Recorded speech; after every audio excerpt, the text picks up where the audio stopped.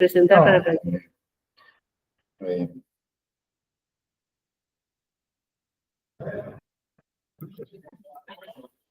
Vamos. Lo puede ver así chiquito, pero para avanzar debe estar acá. Ahí.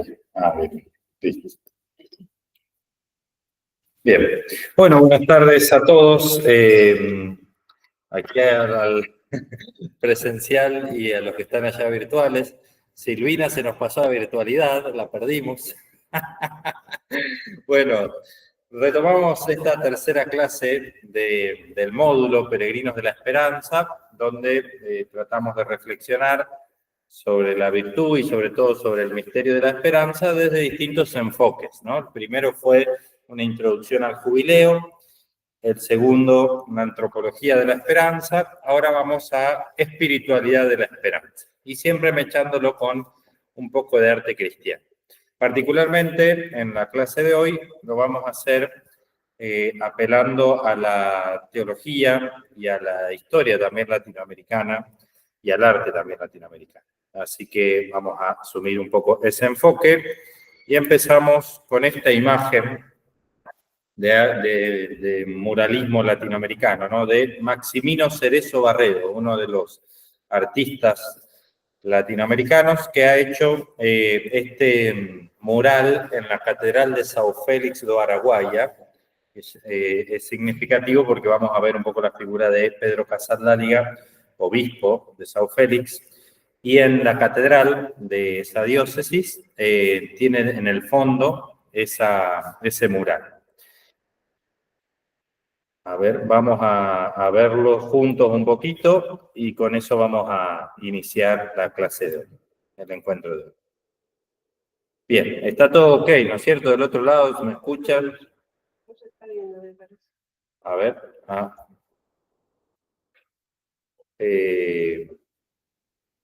Avisen si hay algo que no funca.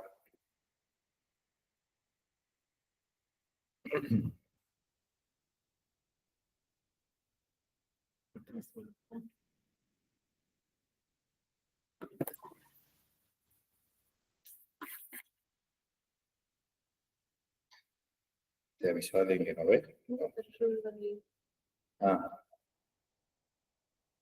¿Están viendo del otro lado el Power? Hagan seña o algo. Sí, se ve. ¿Sí? ¿Se ve? ¿Y se escucha bien? Se escucha, sí. Fantástico, listo. Bueno, seguimos entonces. Había una duda técnica. Bueno, la Pascua de Cristo y la Pascua del Pueblo, se llama este mural, aparece en el ábside de la Catedral de São Félix. Vamos a tratar de mirarlo un poquito. Aparece la cruz y el resucitado, ¿no? Resucitado ya como dando ese paso de ascender también, ¿no? Él es el camino, en él y por medio de él vamos hacia el Padre, ¿no es cierto? La meta de nuestro caminar. Pero nos muestra la pintura, el mural, que la resurrección no solo afecta a Jesús, sino a todo el pueblo, ¿no? Y particularmente al pueblo que sufre, al pueblo que carga su cruz, ¿no? Vemos ahí los granjeros, los pobladores rurales de la zona que eran explotados por los grandes latifundios de terratenientes. Y entonces el autor pone de un modo especial el acento en cómo los sufrimientos del pueblo participan de la cruz de Jesús, pero sobre todo de la resurrección, ¿no? de la renovación social que implica, ¿no? Y vemos ahí también, bueno, una población de un lado y después un campo ahí alambrado, ¿no? Pero lo que más manifiesta la imagen es la participación de la comunidad, del pueblo, en el misterio pascual, en el misterio de la cruz, a veces que está hecha de injusticias estructurales que se sufren, y también de la participación, sobre todo, de la resurrección como renovación personal, pero también comunitaria y social, ¿no? Que es algo que va a insistir mucho la teología latinoamericana y la praxis, la vida eclesial latinoamericana, sobre todo desde nuestra realidad social de tercer mundo, podríamos decir, o de diversas injusticias sociales, donde el evangelio de la esperanza también implica un anuncio de transformación en ese sentido, a nivel social, ¿no? Esa va a ser la acentuación especialmente del día de hoy, ¿no? Y con esta imagen, un poco de fondo, leemos un pedacito de un libro de Casaldáliga y Vigil, Espiritualidad de la Liberación. La fe en la resurrección de Jesús es el fundamento histórico escatológico de nuestra fe. Él es el Maestro y el Señor, la verdad y la vida, porque ha resucitado después de haber sido crucificado. Pero también la fe en la resurrección de los muertos, en nuestra propia resurrección, es la razón última y la fuerza diaria de nuestra esperanza, la garantía de nuestras luchas y la réplica final a la mentira, a la injusticia y a la muerte. Fíjense la vinculación, ¿no?, entre resurrección de Jesús y nuestra resurrección, participando de la Pascua de Jesús, es el fundamento de nuestra esperanza. La fe cristiana es específicamente fe en la resurrección de Cristo y de todos, y fe en aquella transformación total que serán los cielos nuevos y la tierra nueva. El testimonio de los cristianos es la testificación de la Pascua. El resucitado, todavía con las llagas vivas, pero ya gloriosas, confiere a sus primeros seguidores esta misión: ustedes serán mis testigos. Testigos de mis luchas en la tierra, testigos de mi muerte en la cruz y testigos de mi resurrección. En las noches de la vida y de la historia, a cada uno de nosotros, cristianos, cristianas, nos toca hacer la misión del diácono de la vigilia pascual: proclamar la victoria de Jesús sobre el pecado, sobre la esclavitud y sobre la muerte. Difícilmente se encontraría una palabra que sintetizara más dinámicamente, más dialécticamente, más esperanzadamente la fe cristiana y la misión de la Iglesia de Jesús que esta palabra traspasada de aleluyas: Pascua. Bueno, muy rico el texto, ¿no? Con varios elementos, pero particularmente me detengo en esto, ¿no? La fe que celebramos y que profesamos y que en la noche santa de la vigilia pascual de un modo especial celebramos, es en esa proclamación de la resurrección de Jesús que hace el diácono, el sacerdote, en el pregón, no tiene que quedar en la celebración. Tiene que hacerse pregón de vida nueva, de vida plena para todos, de renovación social, ¿no? Que el pregón pascual renueve la iglesia, renueve la vida en sociedad, no quede encerrado en las paredes del templo, ¿no? Sino que resuene no solo en el templo, como dice el pregón, sino también en nuestra sociedad, ¿no? Siendo fermento de renovación social, ¿no? Bien, vamos a ver dos testimonios, dos testigos, ¿no? El texto de recién hablaba de testificación de la Pascua, ¿no? Dos testigos de la Pascua en nuestra realidad latinoamericana: Pedro Casaldáliga y Monseñor Romero, ¿no? Primero, Pedro Casaldáliga, pastor y poeta, ¿no? Nació en este pueblito ahí de Cataluña, en 1928, sacerdote misionero de la Orden de los Claretianos. En el 52 ordenó sacerdote, antes del Concilio Vaticano II. En el 68, inmediatamente después del concilio, un par de años después, viaja a Brasil a fundar una misión claretiana en la región del Araguaia, en el estado de Mato Grosso. Si después buscan dónde está São Félix de Araguaia, está bien metido ahí en el Mato Grosso, ya parte de todo lo que es la región panamazónica, ¿no? Y al poco tiempo, en el 70, asume como administrador apostólico de la nueva prelatura, que sería como una diócesis más chiquita y precaria, de São Félix de Araguaia. Es el primer obispo de esa prelatura. Es ordenado en 1971 y fue obispo de ese lugar hasta que se jubiló por cumplir los 75 años en el año 2005. Y murió hace poquito, en plena pandemia, en agosto del 2020, ¿no? El testimonio de Casaldáliga es muy elocuente como aplicación también de la renovación del Concilio Vaticano II, ¿no? Con muchos gestos, no solo con la riqueza de su testimonio pastoral y de su poesía, tiene muchas poesías que vamos a ver, y también escritos de teología, sino también por muchos signos proféticos. Varias veces casi lo matan, ¿no? Por defender a los granjeros que eran, y por denunciar la explotación por parte de los grandes terratenientes, ¿no? Y, por ejemplo, la ordenación episcopal de él fue muy significativa, ¿no? Porque asumió varios gestos de bien comunitarios, ¿no? Entró caminando con toda la comunidad, bueno, en vez de una mitra usó un gorro de paja, digamos, ¿no? Bueno, varios signos así un poco proféticos, sobre todo para la época también, para mostrar una opción por los pobres radical, ¿no? Bien, vamos a ver algunas poesías de Casaldáliga con algunas imágenes de Cerezo Barredo, que es este artista, ¿no?, de la liberación, podríamos decir, ¿no?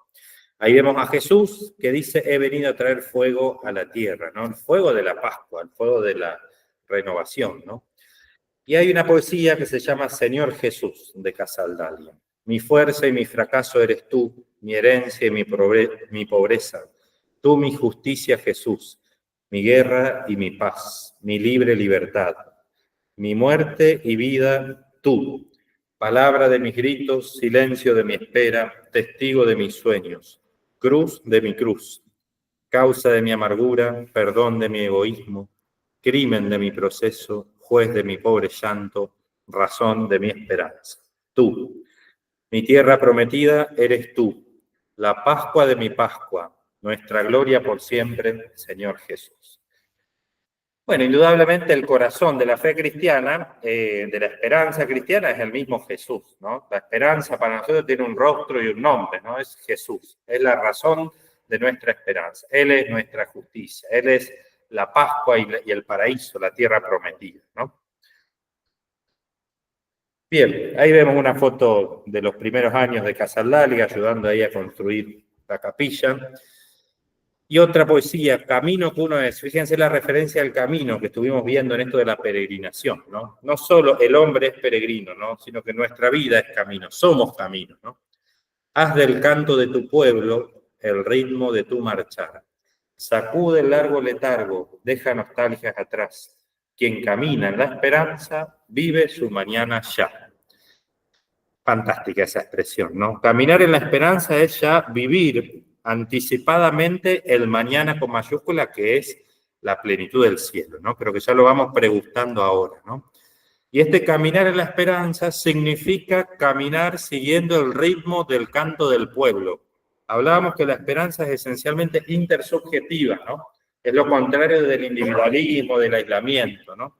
Y desde la teología latinoamericana, y por ejemplo la teología del pueblo, que condensa al Papa Francisco de modo especial, se insiste en esta dimensión de pueblo, ¿no? Solo quien asume el ritmo del canto del pueblo puede también entender lo que la esperanza cristiana tiene de profética para nuestra vida comunitaria, para nuestro pueblo, ¿no? Ese sumarse al ritmo del canto del pueblo es cuando la esperanza se hace compromiso por la comunidad, ¿no? ¿Por qué esta acentuación? Lo que nos ayuda, sobre todo el encuentro de hoy, es que la esperanza cristiana sea una y la espiritualidad cristiana sea una espiritualidad encarnada.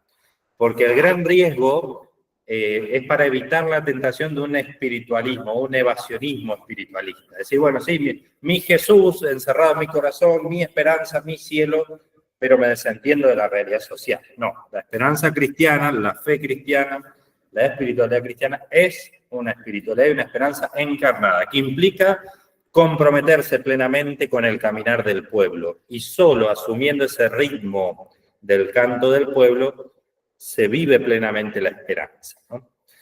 En otra de las poesías, ¿no? Yo, pecador y obispo, me confieso, de abrir cada mañana la ventana del tiempo, de hablar como un hermano a otro hermano, de no perder el sueño, ni el canto, ni la risa, de cultivar la flor de la esperanza entre las llagas del resucitado. Fíjense, esto de no perder el sueño, que hablábamos en el encuentro anterior, ¿no?, de Peggy, no solo de poder dormir tranquilo con la confianza que da la esperanza, sino de no perder esta capacidad de soñar con los ojos abiertos y de hacer de nuestra vida un canto, ¿no? La referencia a la mañana, al amanecer, y después esto de que se cultiva la flor de la esperanza entre las llagas del resucitado. Las llagas del resucitado que se tocan en los sufrimientos del pueblo, en los sufrimientos de la comunidad, de los descartados de este mundo, ¿no? En la otra poesía, Salmo de Abril en Sao Paulo, dice: en la ciudad perdidos, yo y tu nombre. El mundo es tan pequeño como un nido olvidado, tan triste como un pájaro sin alas ni gorjeos. Pero tus alas cubren su llorada miseria, mi dormida esperanza, ¿no? Fíjense el contraste que tiene esa poesía, ¿no? Entre, por ahí, estar perdidos en el anonimato, ¿no?, de una gran ciudad, pero que Dios con sus alas, custodia la esperanza dormida en el nido de nuestro corazón, ¿no? Para que en medio de ese anonimato de la ciudad gris no perdamos la esperanza, ¿no? Tus alas cubren su llorada miseria, mi dormida esperanza, ¿no? Una linda imagen también poética. Capaz que no estamos tan acostumbrados a la poesía, pero bueno, hagamos el esfuerzo porque la poesía logra expresar realidades más ligadas al misterio que tal vez con solo conceptos no llegamos, ¿no? Por supuesto requieren cierta serenidad para rumiarlas un poco, pero bueno, después lo pueden hacer más tranquilo, ¿no? Ahí vemos otra imagen de Casaláliga en su casa, bien sencilla. Otra poesía, ¿no? Una de las acentuaciones de Casaláliga es insistir en la renovación eclesial, ¿no?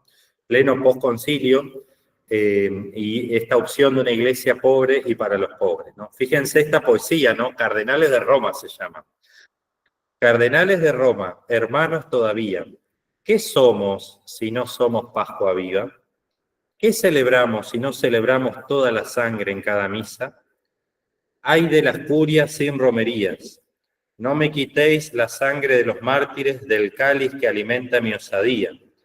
Si le priváis del testimonio, ¿qué le queda a los pobres de América Latina?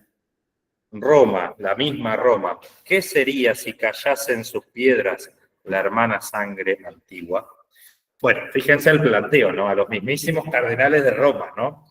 ¿Qué está diciendo? Si la fe cristiana pierde esta dimensión testimonial, pierde esta dimensión de peregrinaje, ¿no? Eso de romerías, y se estanca en una lucha por el poder, en definitiva, en esa referencia a las curias, pierde el fundamento nuestra identidad como iglesia. No tiene sentido ser iglesia, ¿no? ¿Qué somos si no somos Pascua viva? La iglesia está para evangelizar, existe para evangelizar, o sea, para hacer testimonio de la Pascua. Y ese testimonio es un testimonio comprometido, ¿no? Hasta la posibilidad de ser mártir, ¿no? Que eso significa ser testigo, ¿no? Entonces, hasta el derramamiento de la sangre. Y Roma, la misma ciudad de Roma, tan linda que hablábamos el otro día, si pierde la sangre de los mártires, que es el fundamento, ¿no? De la Roma cristiana, es la sangre de los mártires.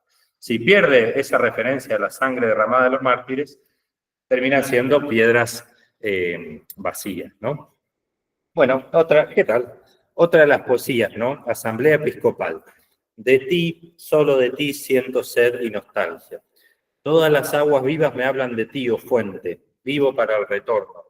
Busco como un espejo, herido de penumbras, la llama de tu rostro. Fíjense, la referencia al rostro, la búsqueda, esto del retorno a Dios. Esta referencia a las aguas vivas recuerda esa expresión de San Ireneo, ¿no? O San Ignacio de Antioquía, que dice que bueno, que ya no siente el fuego de las pasiones, sino que siente como el rumor de un agua viva en lo profundo del corazón que dice, ven al Padre, ¿no? Esa expresión aguas vivas refiere a esa cita patrística, ¿no? Bien, seguimos. Ahí vemos del Espíritu Santo, es también una imagen de Cerezo Barredo en la misma iglesia catedral de Casaláliga, que es como el baldaquino, como está el baldaquino de San Pedro, tan lindo ese de Bernini. Son como 4 columnas con un techito sobre el altar, eso es el baldaquino. Bueno, aquí está el Espíritu Santo, que lo hacen desde abajo hacia arriba, no el Espíritu descendiendo de arriba hacia abajo, sino el espíritu que ya habita en lo profundo del humano y que desde lo profundo del hombre y de la misma miseria también actúa, ¿no? El espíritu que actúa desde abajo. Bien, otra de las poesías, ¿no? Fíjense la referencia al pueblo libre, vemos solo en negrita, ¿no? Sabias manos capaces de darle al mundo opaco luces de artesaría. Tejeremos la vida de colores, trenzaremos la historia de sorpresas diarias, trabajadas en paz y con justicia por el telar del pueblo. Fíjense la referencia a esto de ser artesanos de esperanza, ¿no? Una expresión que usa mucho el Papa, ¿no? No solo testigos de la esperanza, sino artesanos, ¿no? No tanto arquitectos, vieron que en Fratelli Tutti aparece arquitectos de la paz, son los grandes jefes de Estado, ¿no? Que buscan construir la paz. Después están los artesanos de paz. más a nivel pequeño, ¿no es cierto? A nivel nuestro. Lo mismo a nivel de la esperanza, ¿no? Y este telar del pueblo que va trenzando la historia de sorpresas diarias, ¿no? Coloreada por la gracia, ¿no? Con luces de artesanía. Bueno, tiene varias intuiciones ahí para profundizar. Bien, bueno, él murió en el 2020, Casaldáliga, y fue enterrado ahí, esa es la tumba, en la orilla del río, entre otras tumbas anónimas, ¿no? Como signo también de pobreza hasta el final, ¿no? Y ahí, para mí, la poesía más linda de Casaldáliga es esta que se llama Profecía Extrema, que él se imagina el martirio, porque varias veces casi lo matan, digamos, ¿no? Entonces, imaginándose el martirio, dice esto: de golpe, con la muerte, se hará verdad mi vida, por fin habré amado.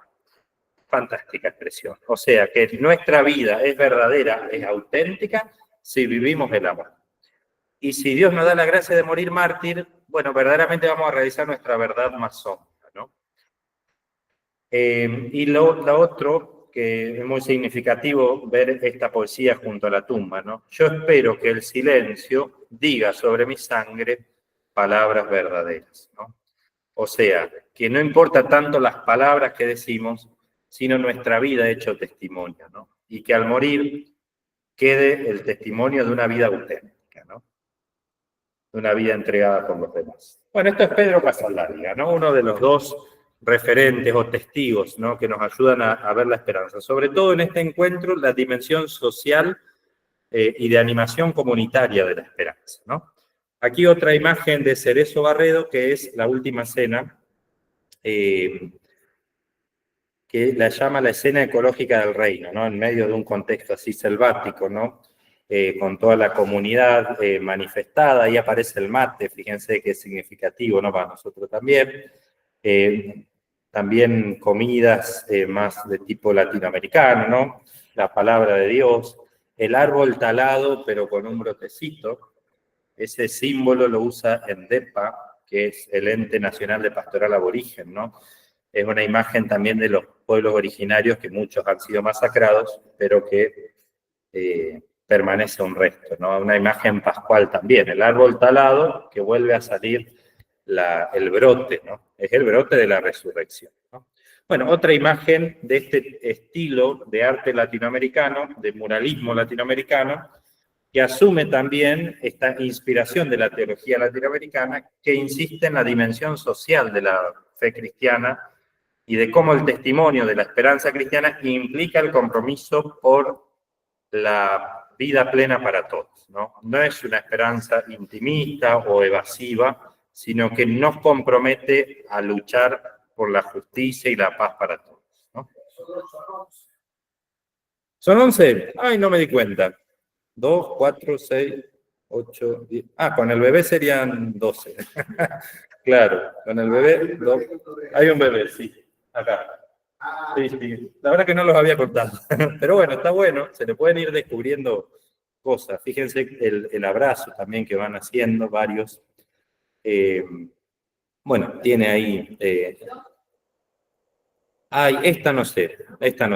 Pero si ustedes buscan Maximino Cerezo Barredo, tiene una página donde están sus obras. Pero esta no decía dónde está. Habría que chequearlo. Las otras son de Sao Félix, pero esta no sé. Pero bueno, ayuda también a valorar lo nuestro, ¿no? Porque tenemos riqueza también a nivel teológico y artístico en Latinoamérica, pero muchas veces lo desconocemos, porque nuestra formación sigue muy heredera de una mirada más europea o europeocéntrica, no sé si se dice así, ¿no? Pero bueno. Bien, y ahora pasamos de Casaldáliga, obispo, poeta brasilero, a Monseñor San Óscar Romero, ¿no? Fue sacerdote salvadoreño, obispo, fíjense que fue ordenado en 1942 de sacerdote y en el 70 de obispo. Y luego, primero es un tiempo obispo auxiliar de una diócesis y después asume como arzobispo de San Salvador. En un contexto, fíjense, año 77 asume, y a los 3 años de ser arzobispo es asesinado, ¿no? Y muere mártir. Beatificado recién en el 2015 y canonizado recién en el 2018. Fíjense la cantidad de años que pasaron, Bueno, porque el contexto sociocultural, en plena época de dictaduras en Latinoamérica, también aquí en nuestro pueblo, donde la aplicación del Concilio Vaticano II implicó que muchos mueran mártires, ¿no? También aquí en Argentina, ¿no? Pensemos en Monseñor Angelelli, por ejemplo, ¿no? El Romero nuestro sería Angelelli, por ejemplo, ¿no? Pero también otros que han sido testigos del Evangelio en un contexto, y testigos de la esperanza en un contexto social muy difícil, ¿no? Veíamos esto de que la esperanza se manifiesta a veces en momentos de mucha oscuridad, de mucha confusión, ¿no? Bueno, Monseñor Romero es un testigo del Evangelio, ¿no? Y es muy significativo que la aplicación del Concilio Vaticano II, recuerdan esta reunión de obispos importante, ¿no? Del 62 al 65 del siglo pasado, que implicó una renovación de la Iglesia para volver a las fuentes, ¿no? La Iglesia a lo largo de los siglos se había ido asumiendo muchas estructuras y lógicas que no eran tan evangélicas. El Evangelio le ayudó a desprenderse de esos caparazones, tal vez defensivos, en la lucha con el poder estatal, que le hacían perder autenticidad, y con el Concilio Vaticano II vuelve a la fuente bíblica, patrística, de la tradición más genuina, ¿no? de la Iglesia. Y eso fue una renovación muy grande, ¿no? En la historia de la Iglesia. Y se aplicó en distintas partes del mundo. Pero en Latinoamérica, la aplicación del concilio tiene mártires, porque la aplicación del concilio en Latinoamérica implicó un compromiso también social, ¿no? Un compromiso por el Evangelio. Ahí nacieron, por ejemplo, acá en nuestra diócesis, la mayoría de las escuelas parroquiales en los barrios, ¿no? Mucho trabajo de sacerdotes nuestros por la promoción humana en contexto de vulnerabilidad, ¿no? Post Concilio Vaticano II hay una gran primavera de pastoral eclesial en ese sentido, ¿no? Y la aplicación del Concilio en Latinoamérica también se escribió con la sangre de los mártires, ¿no? Y eso es una riqueza que tenemos, ¿no? Como pueblo también, y que a veces no valoramos o desconocemos, ¿no? Sobre todo en contextos donde a veces hay siempre la tentación de volver para atrás. Miren que a veces hay grupos tradicionalistas, ¿no? Que quieren volver para atrás, ¿no? Por lo que otros dieron la vida, y eso es testimonio auténtico, ¿no? Esas palabras verdaderas sobre la tumba de las que decía Casaldalia, ¿no?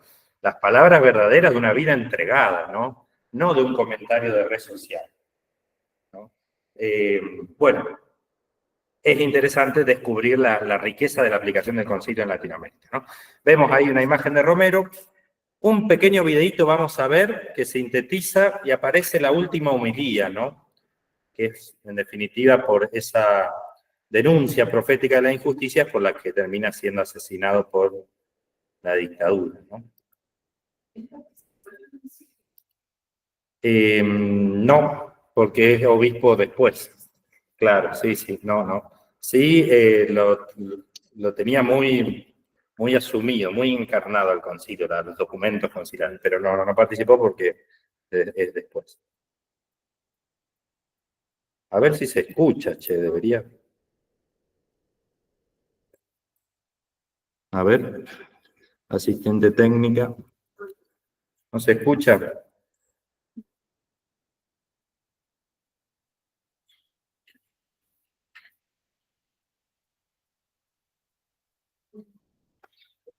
Si no lo vemos desde el pendrive.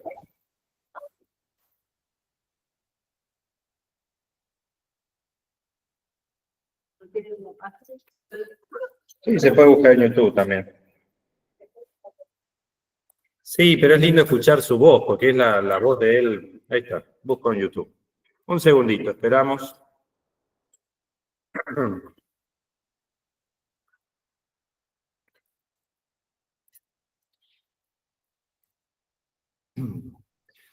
A ver cuál es esta. Ahí está. Avisen si se escucha del otro lado, porque no vemos.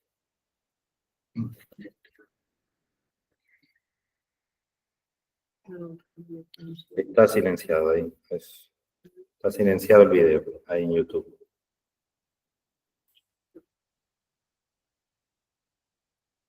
Los que se va a escuchar al fondo es la penúltima homilía, ¿no? Él lo matan un lunes después de la misa, Esta fue la homilía del domingo en la catedral, que era el momento donde también lo escuchaba todo el país. La homilía era una homilía larguísima, donde no solo anunciaba y predicaba el Evangelio, sino que también hacía un repaso de los hechos de la semana, especialmente denunciando los atropellos a los derechos humanos y los atropellos del régimen, ¿no?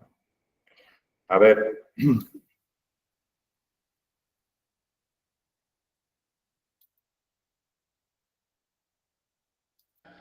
A los hombres del ejército y en concreto a las bases de la Guardia Nacional, de la policía, de los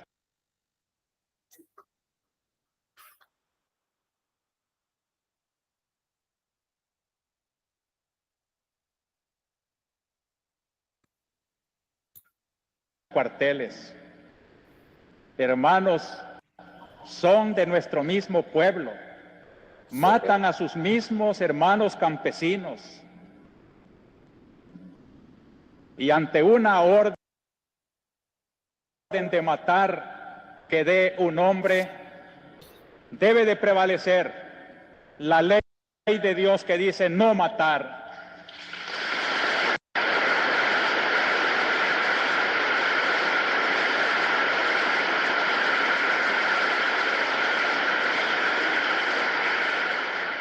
Ningún soldado está obligado a obedecer una orden contra la ley de Dios.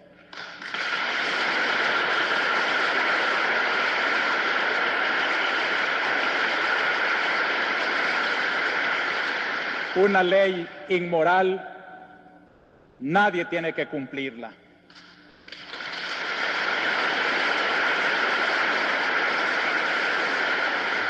Ya es tiempo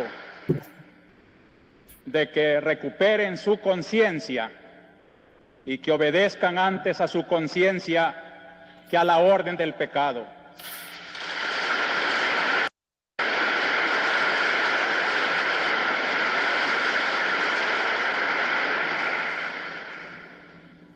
La Iglesia, defensora de los derechos de Dios, de la ley de Dios, de la dignidad humana, de la persona, no puede quedarse callada ante tanta abominación.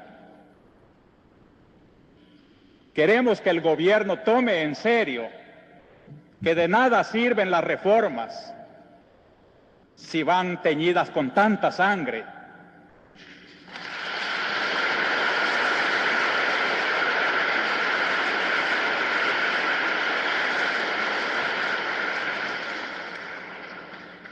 En nombre de Dios, pues, y en nombre de este sufrido pueblo, cuyos lamentos suben hasta el cielo cada día más tumultuosos, les suplico, les ruego, les ordeno en nombre de Dios, cese la represión.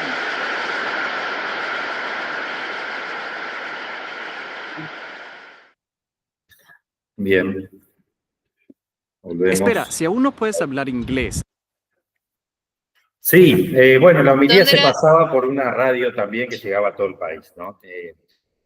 Y bueno, eran muy seguidas porque era de las pocas voces que quedaban de denuncia también, ¿no? La profecía implica no solo hacer presente la palabra de Dios, anunciarla, sino también denunciar todo lo que se opone al plan de Dios, ¿no? Y aquí lo vemos realizado. Bien, esa es la voz, la grabación de la última, un fragmentito de la última homilía. Después pueden ver la película también de Romero, es muy linda. Pero bueno, es un testimonio concreto de compromiso, ¿no? Decíamos como los mártires, lo decía el Papa en la bula del jubileo, ¿no? Los mártires son plenamente testigos de la esperanza, ¿no? Solo aquel que está dispuesto a dar la vida, ese dar la vida implica la afirmación de que no todo termina acá, ¿no? Sino que hay una vida más allá. Bien, bueno, seguimos. Cualquier pregunta o algo, comenten nomás, ¿no? Otra de las imágenes de Cerezo Barredo, aparece Monseñor Romero rodeado de su pueblo, y una de las expresiones, ¿no?, de él: si me matan, resucitaré en el pueblo salvadoreño, ¿no? Y Casadáliga, que lo veíamos antes, le dedica un par de poesías a Romero, ¿no? vemos esta que se llama San Romero de América, pastor y mártir.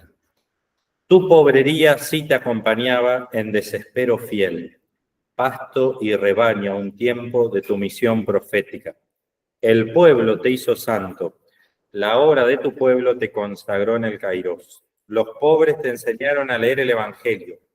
Como un hermano herido por tanta muerte hermana, tú sabías llorar solo en el huerto, sabías tener miedo como un hombre en combate, pero sabías dar a tu palabra libre su timbre de campana, y supiste beber el doble cáliz del altar y del pueblo. San Romero de América, pastor y mártir nuestro, nadie hará callar tu última homilía, ¿no? Bien, es también significativo, vieron todos esos años que pasaron hasta el reconocimiento de Romero, porque, como dice el Papa Francisco, sufrió el segundo martirio de la calumnia, ¿no? Porque fue incomprendido en vida, pero también incomprendido después, ¿no? Y calumniado, como que estaba influenciado por el marxismo y demás, todos narrativas que generaba también el régimen contra cualquiera que se oponga, ¿no? Pero dentro de la iglesia también, sufrió mucho la iglesia, Romero, ¿no? Una de sus mitras decía esta expresión, ¿no? Sentir con la iglesia, ¿no? Que implica este vínculo de amor con la iglesia también, que implica también el sufrimiento por ella, ¿no?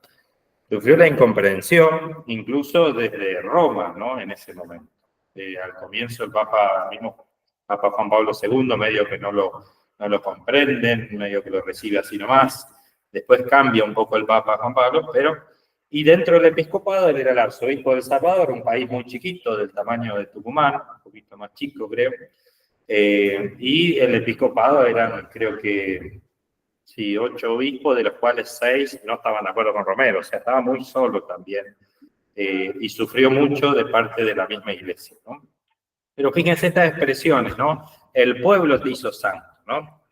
Todos somos santos por el bautismo, ¿no? Y Romero llega al martirio después de un proceso, ¿no? Pues Romero venía con la formación que recibía todo el mundo, un tipo muy formado, digamos, venía del mundo de los libros, si se quiere, y cuando empieza su misión pastoral más próxima con el pueblo, en un contexto muy difícil, empiezan a matar a su gente, le matan 20 y pico de curas. O sea, no fue solo mártir Romero, ¿no? Hay un montón de mártires. Mucha gente de sus parroquias muere, muchos curas, y eso lo lleva a él a una conversión pastoral. Esto que dice el Papa Francisco, la iglesia, estamos todos a una conversión pastoral. O sea, que el contacto con la realidad, ¿no? Despierte nuestra identidad de iglesia, de ser testigos de la Pascua en serio, y no en una sacristía, ¿no? Por eso esta referencia al pueblo, ¿no? El pueblo le enseñó a leer el Evangelio, el pueblo lo hizo santo, ¿no? Y bebió el doble cáliz del altar y del pueblo. Bien. Fíjense, otra homilía de Romero, poquito antes también. No, es parte de la misma, de la última homilía, ¿no? Nadie tome a mal que a la luz de las palabras divinas que se leen en nuestra misa iluminemos las realidades sociales, políticas, económicas, porque de no hacerlo así no sería un cristianismo para nosotros. Y así es como Cristo ha querido encarnarse para que esa luz que Él trae del Padre se haga vida de los hombres y de los pueblos.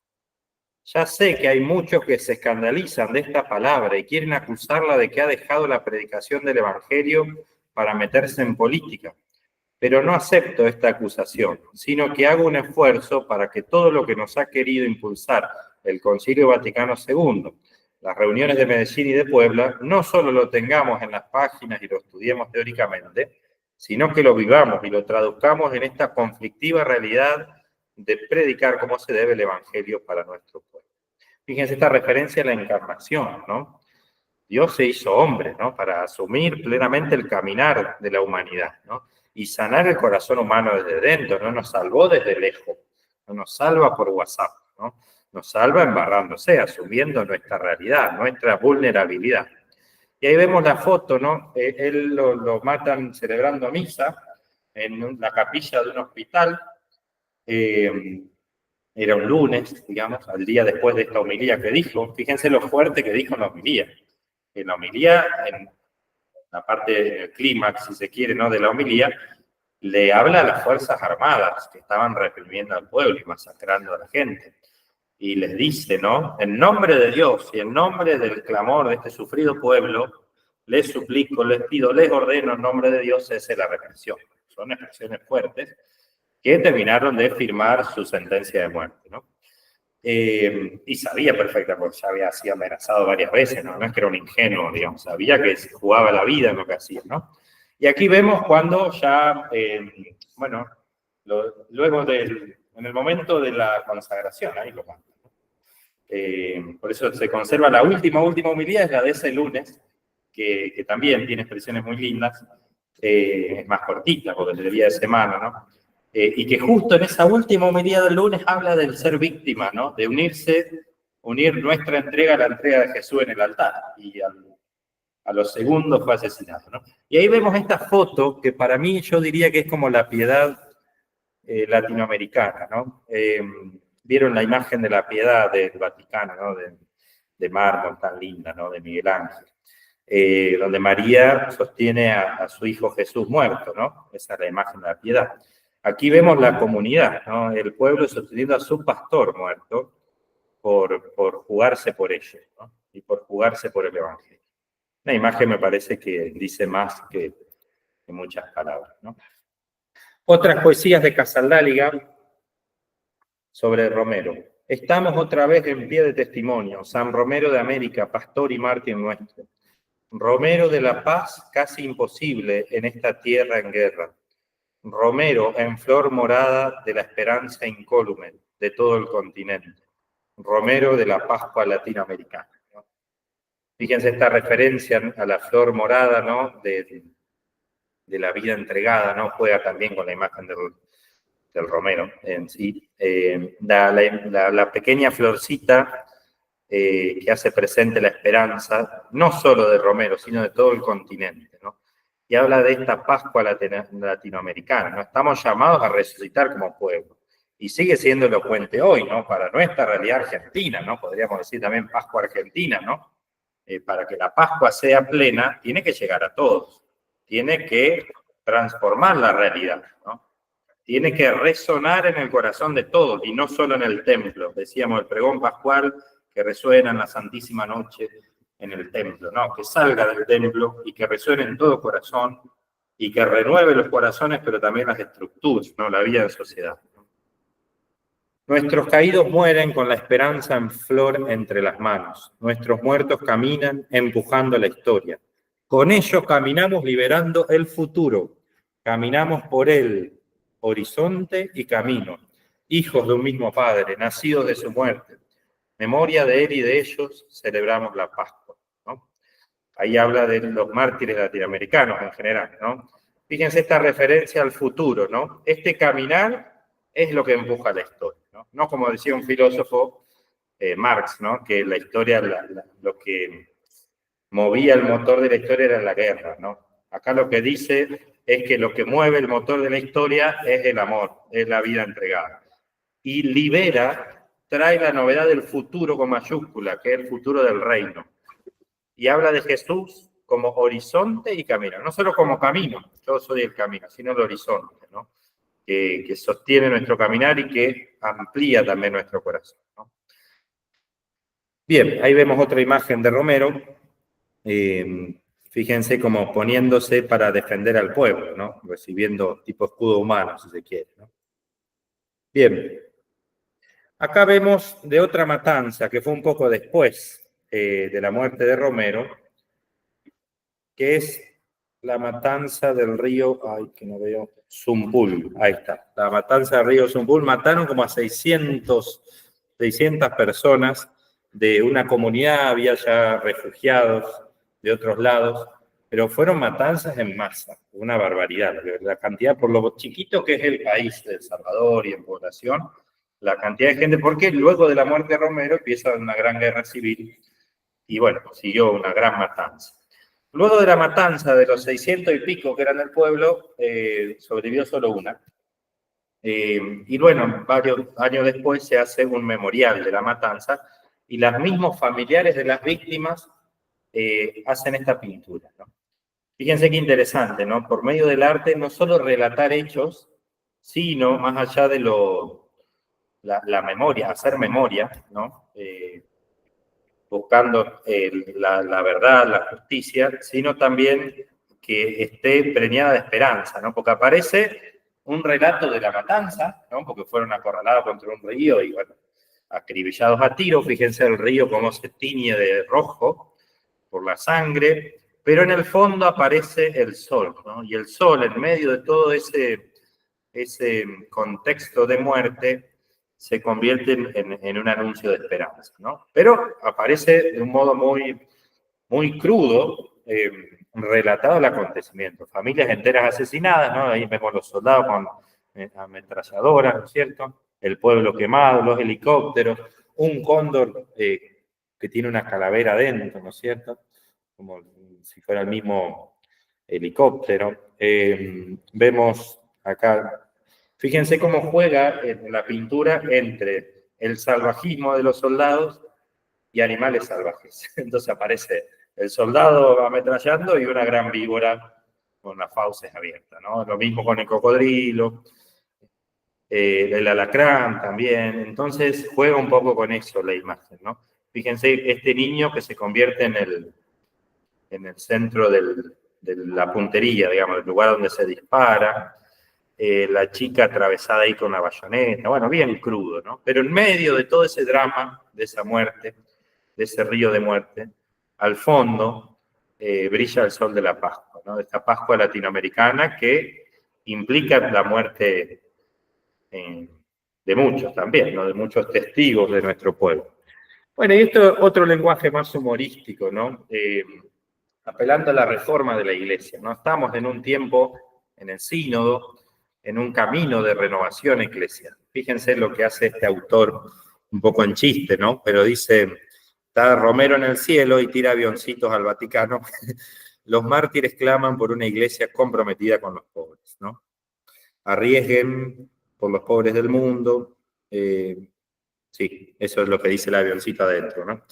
Y después otro, mirando El Salvador, mirando su pueblo, siempre viene acá con la esperanza de ver que algo cambie, ¿no? Porque lamentablemente, bueno, es un pueblo muy, muy, muy sufrido, ¿no? Hasta hoy también, ¿no? Bien, pero ese que algo cambie también se puede aplicar a la iglesia, ¿no? Bien, otro videito, no creo que funcione si no lo buscamos. Vamos a un lenguaje más argentino. Empezamos con Latinoamérica, pasamos a Argentina y luego a Santa Fe. Vemos un videito cortito, o lo dejamos para después. Lo dejamos para después. Sí, lo dejamos para después. Pasamos a la obra de Antonio Bernini, artista argentino, uno de los principales artistas de nuestro pueblo, que muestra con la obra de Juanito Laguna, ¿no? El mundo, son una serie de cuadros a partir de el contacto con la pobreza. Empezó en el 50 y pico con estas obras, a partir de una visita a Santiago del Estero, pero fue el momento en que empezaron a nacer y crecer en nuestras ciudades las villas miserias, digamos, ¿no? Lo que llamamos las villas.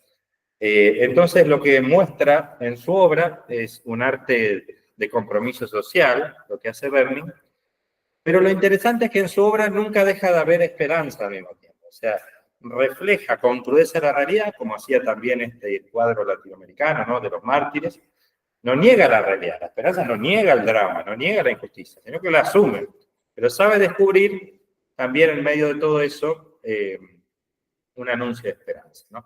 Y Juanito Laguna es un personaje, ¿no? Que crea, es un niño pobre de un arrabal, digamos, que bueno, sintetiza, es como un arquetipo de las deudas de la vida en sociedad, ¿no? Empezó antes de la democracia, ¿no? Hoy diríamos de las deudas de la vida democrática, ¿no? Las deudas que tenemos sociales, ¿no? Vemos esta obra, El Mundo Prometido, a Juanito Laguna, ¿no? Aparece como una especie de muro, lo que hace es collage con chatarra, ¿no es cierto? Significativo, ¿no? Lo que descarta la ciudad, ¿no? Se convierte en arte profético, de algún modo, ¿no?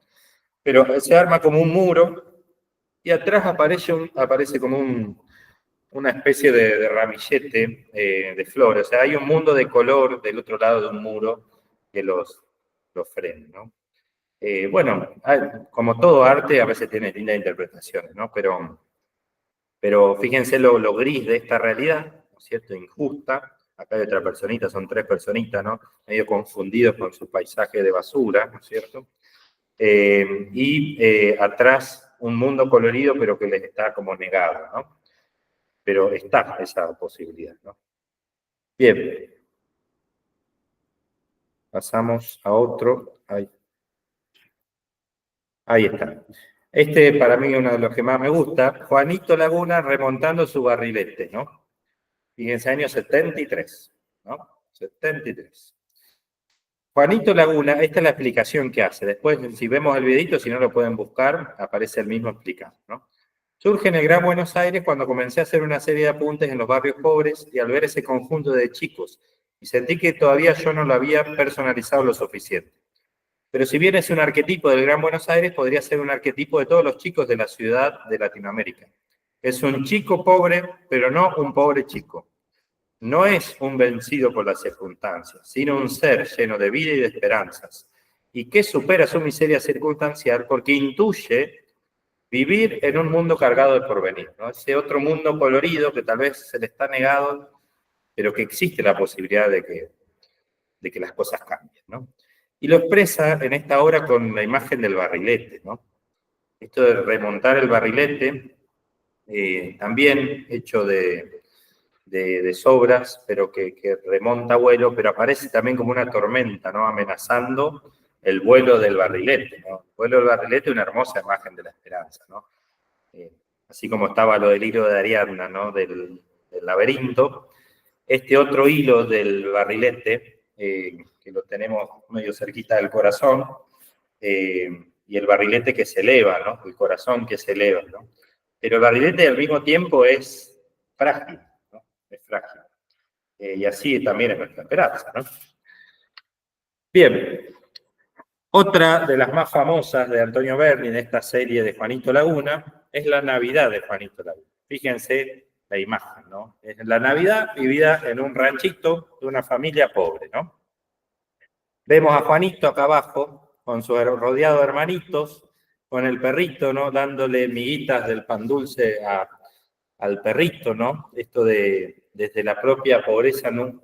Es parte del patrimonio humano que se conserva también. En medio de la injusticia social, de la miseria, hay una reserva de humanidad también en nuestro pueblo pobre, ¿no? Hay más solidaridad y sensibilidad hacia el necesitado, ¿no? Y aparece la mamá con otro niño, fíjense lo lindo, ¿no? Es Navidad, iluminados por la estrella del pesebre viene a ser la lámpara, ¿no es cierto? Aparece una vela también en una botellita, ahí parece Coca-Cola, una vela, y una especie de pequeño arbolito de Navidad sobre el tan chiquito que entra en la mesa, el farol, y el niño Jesús, que está mamando, digamos, está siendo amamantado, está sobre la mesa, ¿no? Él es el que alimenta la esperanza, ¿no? Y aparece el papá con el cuchillo, no deja de aparecer el puñal, ¿no? Como la Navidad Nuestra de Ariel Ramírez, ¿no? Cuando esta canción que se llama La Huida, que dice al niñito, ¿no? Que raje, ¿no? que se vaya porque ya está brillando el puñal, ¿no es cierto? El puñal de Herodes, la matanza de los inocentes, ¿no? Entonces es el cuchillo para cortar el pan dulce, pero juega un poco con eso, ¿no?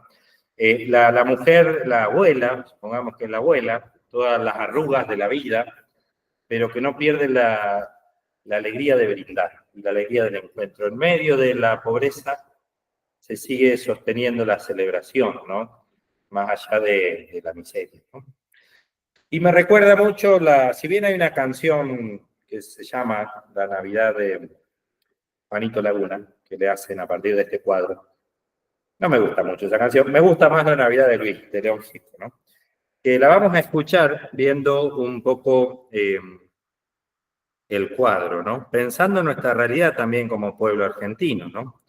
Y todos los Juanito Lagunas, ¿no? Que nos rodean. Vamos a ver si se escucha.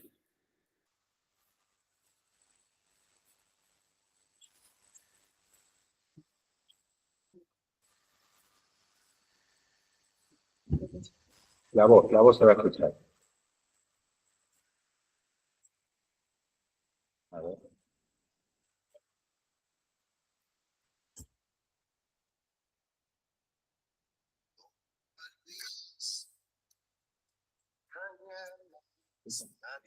¿No?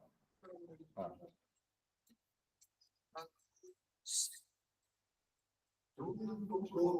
Ahí está. El que la sabe la carta.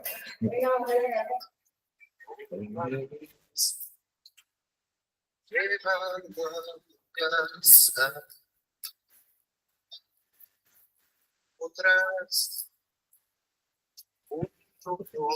Padre, a Navidad festejar.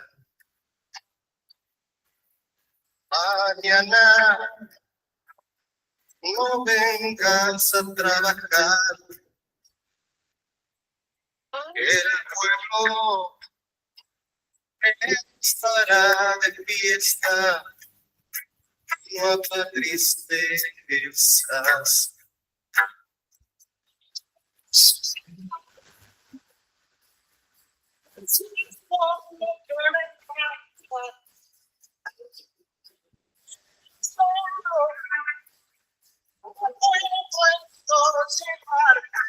Porque mi vida no es de Navidad.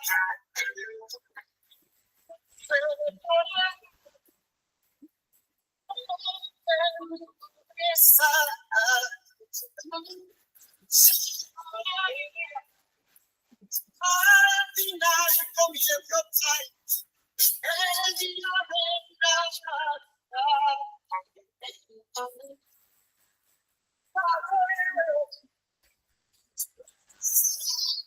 Mejor.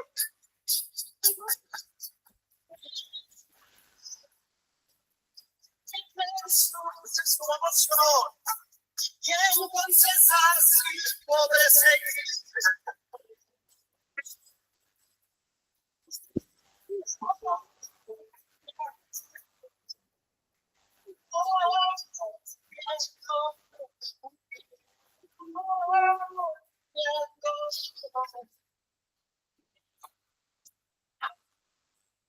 Bueno, capaz que no se escuchó tanto del otro lado, pero bueno, conocen la canción, después la pueden buscar. Nos interesa la letra, ¿no?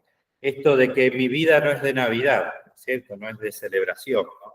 ¿Cuántos también hoy pueden decir eso, ¿no? Y con solo un pan dulce como mera limosna, si se quiere, para calmar la conciencia, con eso no va a cambiar la pobreza estructural. Pero mi Padre me dará algo mejor. Me dirá que Jesús es como yo, y entonces sí, y solo así podré seguir viviendo, ¿no? Ahí está la esperanza, ¿no? Descubrir esta presencia de Jesús, ¿no? En lo profundo de lo humano, ¿no? Compartiendo nuestro dolor, nuestro sufrimiento, y solo así puedo seguir viviendo, ¿no? Bueno, para mí una de las canciones más lindas de nuestro cancionero, ¿no? Bueno, seguimos. Y ahora pasamos a Santa Fe. Estuvimos viendo un poco de arte latinoamericano, algo de arte argentino con Berni, y ahora pasamos a Juan Arancio, artista nuestro, que bueno, yo creo que es una deuda que tenemos también como pueblo de revalorizar y publicitar más la obra de Juan Arancio, que creo que tiene mucha riqueza, ¿no? Vieron que parte, él, bueno, pongo algo de su vida. No. Ay, no lo tengo. Bueno, nació en el 31, murió en el 2019. Pero acá en Barrio Alfonso, y un poco dramático, pero al mismo tiempo, podríamos decir, un drama poético, ¿no? Que parte de su obra, que ilustró mucho la vida del río, del río y de su gente, podríamos decir, se la llevó el río, ¿no? Con la inundación.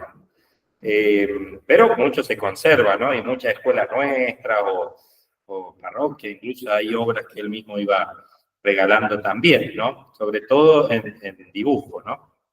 Y muestra un poco la vida de nuestro pueblo, con su drama también de injusticia, tiene también algo de denuncia, podríamos decir, social, pero también valorando los rasgos de autenticidad y de identidad propiamente nuestra santafesina, ¿no? Fíjense los niños, acá empezamos con dos imágenes de niños, ¿no? Fíjense la primera del niño, con la pancita ahí, que habla un poco de malnutrición también, y charlando o siendo contemplado por un hombre grande ya, ¿no? El hombre con la pava y el niño tomando mate, ¿no? De toda una hermosa imagen de encuentro de generaciones, el niño con toda una vida por venir, pero que probablemente no salga de esas categorías sociales tan marcadas y termine así todo con las huellas del trabajo y demás, como este hombre, ¿no? Pero bueno, en ese encuentro de generaciones me parece que hay un mensaje fuerte, ¿no? Más allá de la escena, ¿no? Del mate, ¿no? Y acá una niña con una pequeña muñequita, ¿no? También mirando así entre medio triste y no sé qué, y pensativa, y con un plato ahí medio vacío al lado. Bueno, creo que hay unos pajaritos al fondo cantando, pero con la muñeca, pero con cierta preocupación en el rostro, ¿no? Por lo menos así lo veo. Fíjense esto de la mochila de la vida, ¿no? En varias obras de Arancio aparece esto de gente cargando, ¿no? Aquí la paja, ¿no? Como para hacer el quinchito, lo que sea. Aquí la mujer con los perros, ya en algo más de a color, ¿no es cierto? Pero fíjense este hombre, también mayor, otra vez este encuentro de generaciones, el niño arrastrando el machete, el hombre cargando ese bulto, digamos, de paja, digamos. Y bueno, no deja de tener algo de cierto fatalismo, también, me da esa impresión. Pero bueno, en el niño también se puede pensar en la posibilidad de un cambio, ¿no? Pero en ese arrastrar tanto la paja como el machete, hay algo de fatalismo. Me da esa impresión, ¿no? Y aparece la viejita también, a su gran edad, que sigue teniendo que buscar leña, ¿no? Pero los perritos que nunca faltan, que humanizan un poco el cuadro, ¿no? Los ranchitos al fondo, fíjense.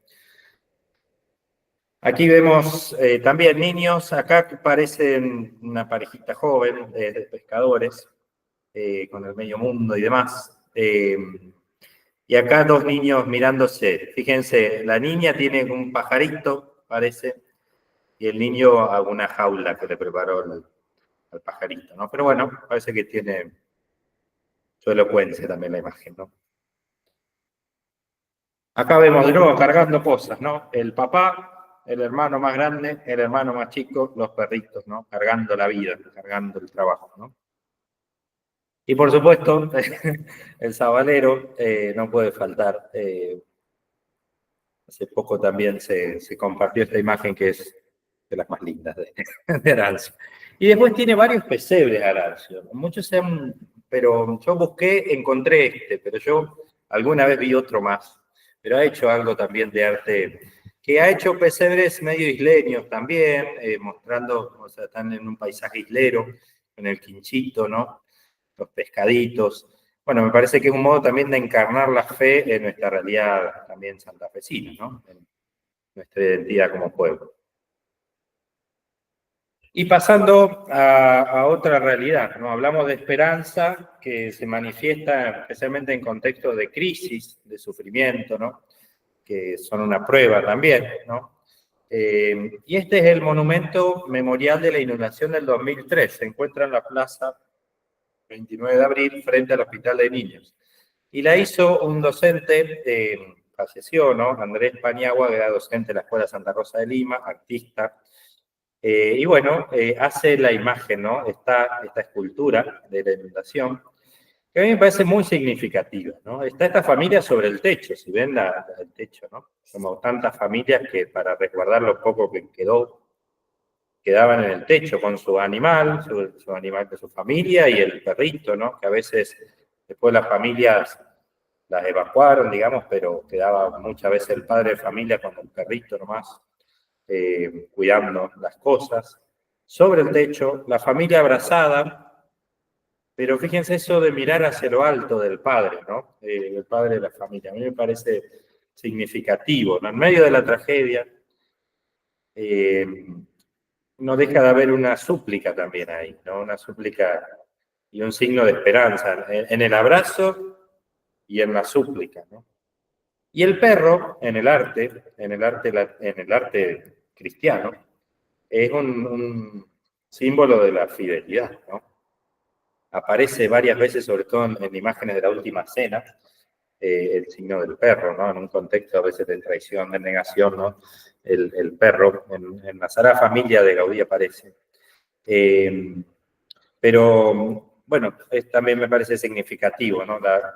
El no desesperar de la fidelidad de Dios, ¿no? En momentos donde todo invita a veces a hacerlo, ¿no? Bueno, es parte de nuestro patrimonio artístico que a veces desconocemos, ¿no?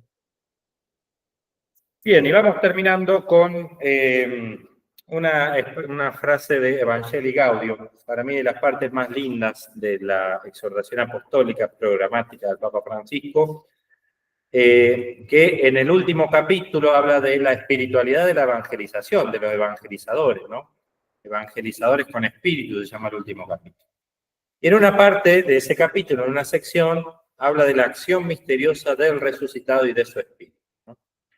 Y bueno, en el punto 275 habla de que muchas veces, incluso en la iglesia, entra el espíritu de desesperanza, ¿no? Y esa desesperanza tiene que ver con la falta de espiritualidad profunda, ¿no?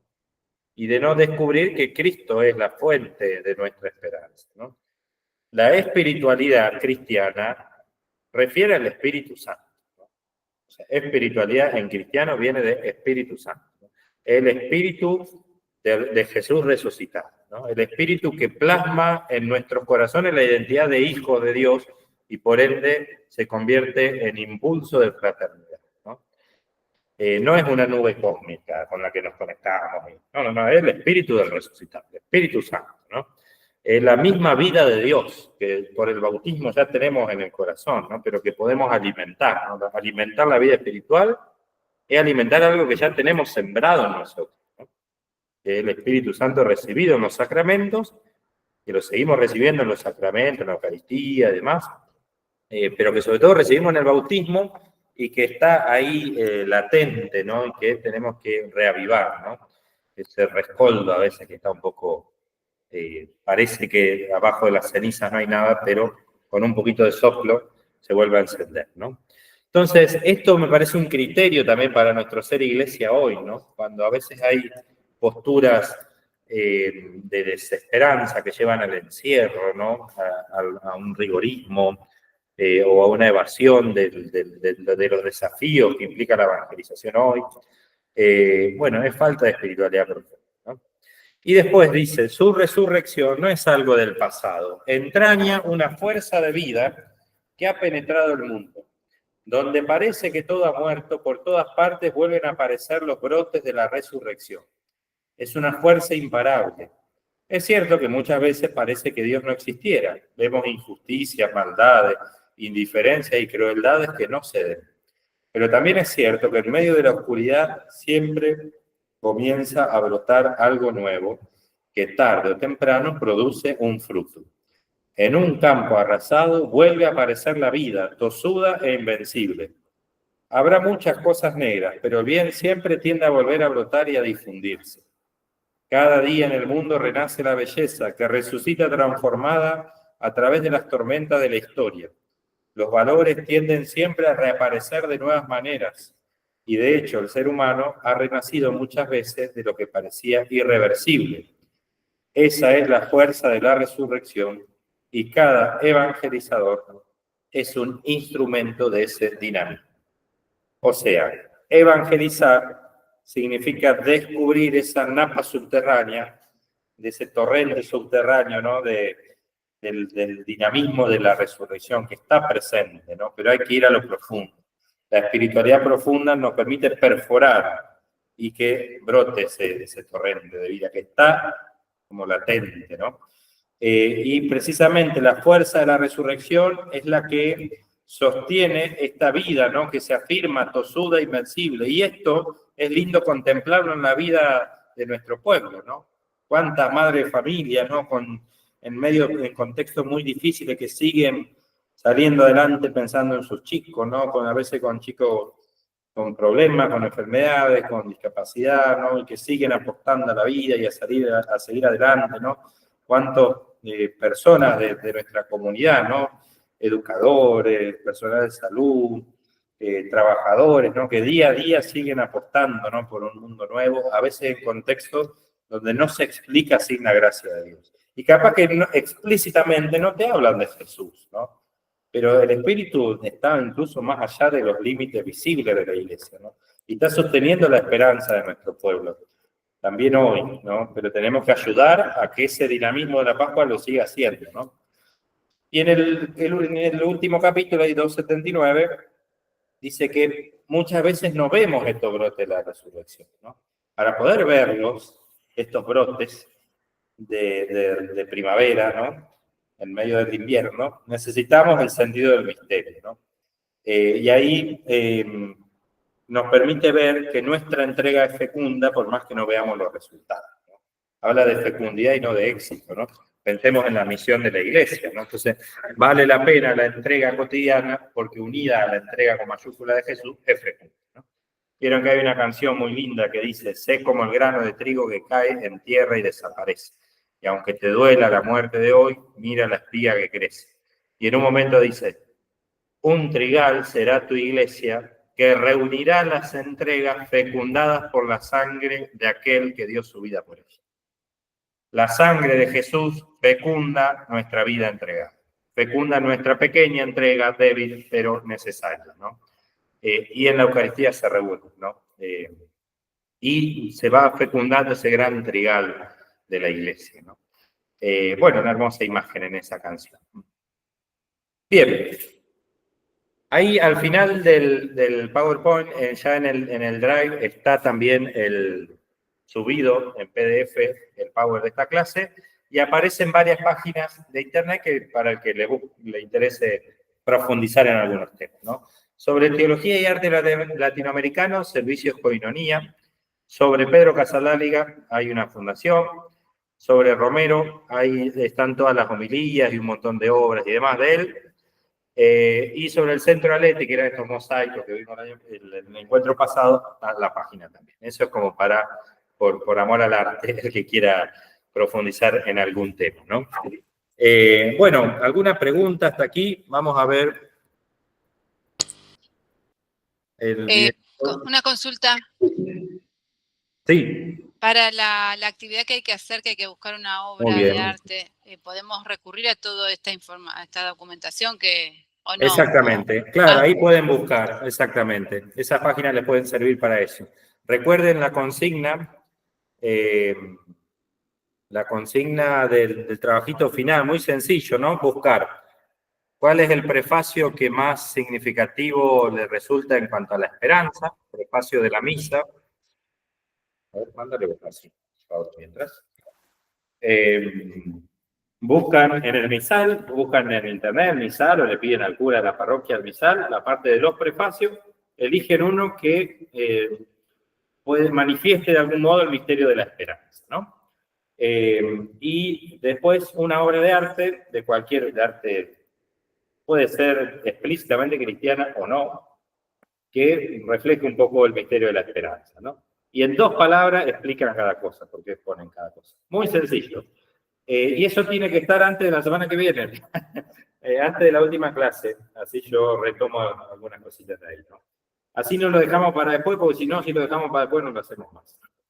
Por supuesto, si alguien no lo quiere hacer, no lo hace y es oyente, ¿no? de los encuentros. Pero bueno, es una pequeña evaluación, sobre todo el que quiera tener el certificadito del curso, ¿no? no es un gran certificado, no es un doctorado. Pero bueno, hay que cumplir un poco con esa pequeña trabajito para... Lo envían al mail del IACS. Al final del primer PDF está la consigna. Bien, mandamos ahora un pequeño videíto que explica Antonio Berni lo de Juanito Laguna.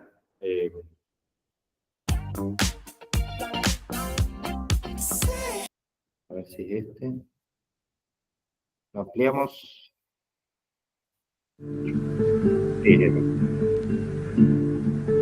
El cielo de Zinc de Buenos Aires. Podría decirse que Juanito Laguna, mi personaje, es un poco mi personalidad. Poco soy yo. Juanito Laguna es la niñez. Juanito Laguna es un niño de extramuros de Buenos Aires o de cualquier capital de América Latina. Mundo prometido. Y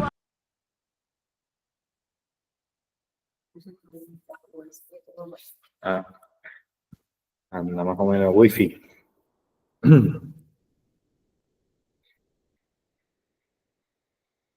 ¿por qué el collage o pegamento y no lo exclusivamente pintado con pincel en el tema de Juanito?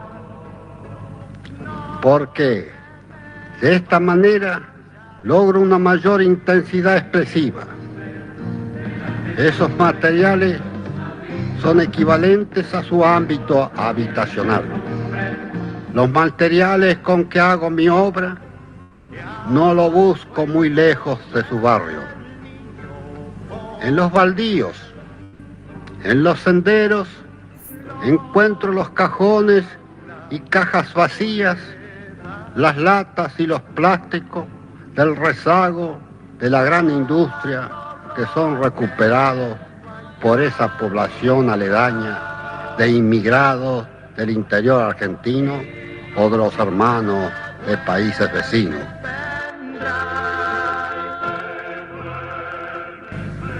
Juanito Laguna forma parte de una narrativa hecha con elementos de su propio ámbito.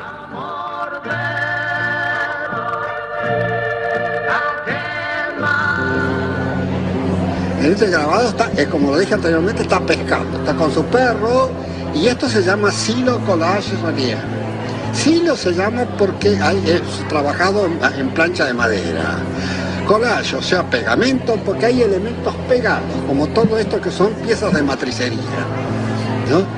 Y relieve porque en algunos, no en este específicamente, tiene como un bajo relieve, digamos, una altura, un espesor.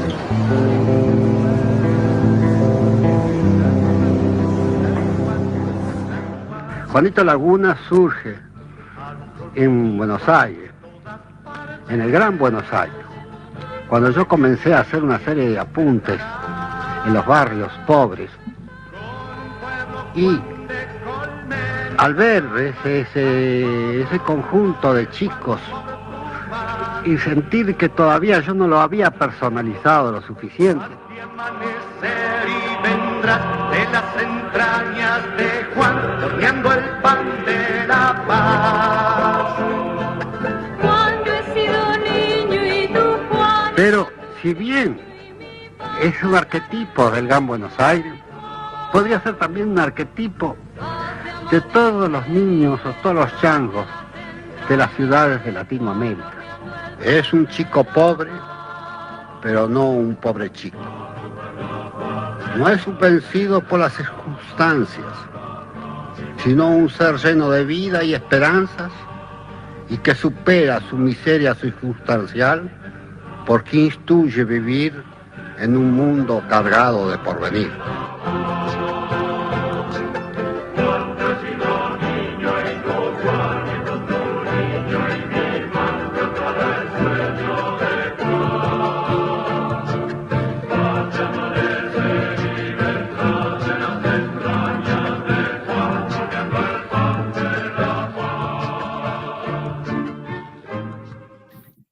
Bien, Simplemente para que lo escuchen a Bernie y bueno, ver otras de las obras de esa serie de Juanito Laguna, ¿no? Y se escuchaba esa otra canción sobre la Navidad de Juanito Laguna, ¿no?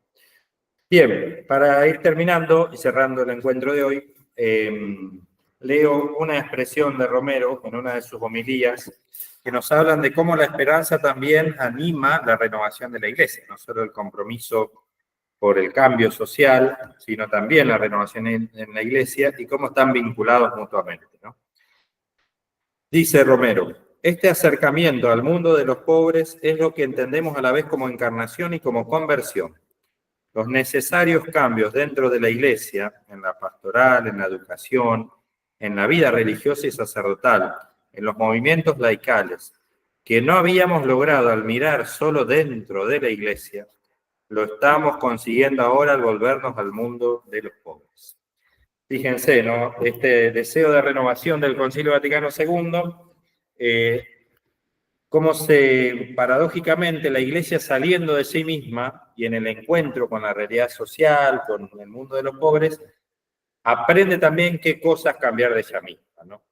No iba a aprenderlo encerrada en sí misma, ¿no? Solo saliendo empieza a descubrir nuevos modos de vivir el ser Iglesia, nuevos modos de vivir la vida sacerdotal, las relaciones entre nosotros.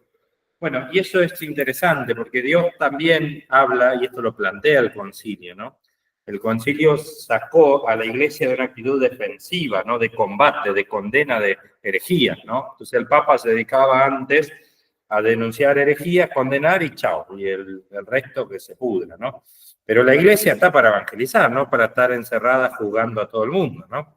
Entonces se retomó esta mirada de misericordia, ¿no? De una Iglesia samaritana que acompaña el caminar del pueblo y que anuncia el Evangelio desde el testimonio también, ¿no? Y que sabe aprender también, no solo del Evangelio, de la palabra de Dios, sino de lo que Dios nos dice por medio de los signos de los tiempos, ¿no? El concilio invita a la Iglesia a discernir los signos de los tiempos y a descubrir en las sensibilidades de cada época lo que tiene que decirle a la Iglesia, ¿no? Por ejemplo, ¿no? Lo vieron los que hicieron el curso de prevención de abusos, ¿no? La crisis de abusos en la Iglesia, el encuentro también con esta nueva sensibilidad providencial que tiene, por lo menos en Occidente, ¿no? De cuidar a los más vulnerables y de lograr relaciones sanas, bueno, nos ayuda como Iglesia, ¿no? Entonces, no solo la Iglesia tiene algo que dar y enseñar al mundo, sino que la Iglesia, nosotros tenemos que también aprender cosas. No es que el mundo todo malo, la Iglesia todo bueno, ¿no? Esa mirada simplista y dialéctica o maniquea, digamos, blanco-negro, le ha hecho muy mal a la Iglesia, ¿no? Porque atrás de esa pretensión de blancura y perfección no era todo tan blanco, ¿no? Así que, bueno, la invitación del encuentro de hoy es descubrir el vínculo de la esperanza con el compromiso social, que es una acentuación que tiene la teología y el arte latinoamericano, para evitar que la religión sea un escape de la realidad, ¿no? Otra religión puede serlo, pero la religión cristiana, la religión de un Dios encarnado, no puede ser, ¿no? Porque si no le terminamos dando la razón a Marx, que decía que la religión es el opio de los pueblos, ¿no? Una religión que me lleve a evadirme de la realidad social, encerrarme en mi mundito de intimismo espiritual, no es la religión de Jesucristo. Y termina siendo un opio que sostiene el status quo de injusticia. Y en un continente marcado por las injusticias, es escandaloso que un continente que se dice cristiano tenga tanta injusticia social. Indudablemente hay algo de la vida cristiana, del testimonio cristiano, que no está llegando, ¿no?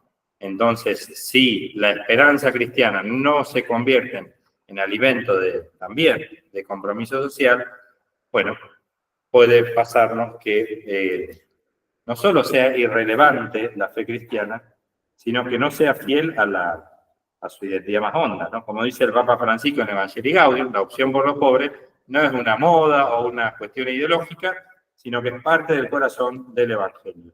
Y también termina siendo providencial porque salva a la Iglesia del encierro, del aburguesamiento, de la insignificancia, de no decirle nada a una realidad que le pasa por al lado, ¿no?